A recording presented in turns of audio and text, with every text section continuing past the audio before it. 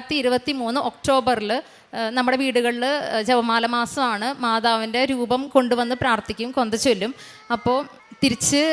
അപ്പോൾ അത് രൂപം ഹസ്ബൻഡിൻ്റെ അമ്മ പറഞ്ഞു, അനിയത്തിയോടെ എടുത്ത് കൊടുക്കാൻ പറഞ്ഞു.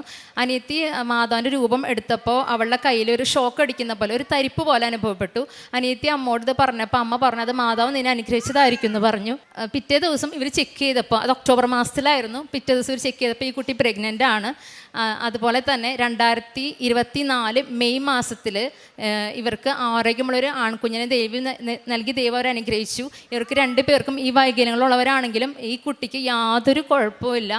ഉടമ്പടിയിൽ മാതാവിൻ്റെ അത്ഭുതം എന്ന് പറഞ്ഞ പോലെ തന്നെ അച്ഛനെന്നും പറയാറുണ്ട്, ഇവിടെ ഉടമ്പടി എടുത്തതിനെ സംബന്ധിച്ചോളം ഏറ്റവും വലിയ പ്രധാനപ്പെട്ട മാസമാണ് ഒക്ടോബർ മെയ് എന്ന് പറയുന്നത്. ഒക്ടോബറിലാണ് ഇവൾക്ക് പ്രഗ്നൻ്റ് ആണ് നമ്മൾ അറിയുന്നത്.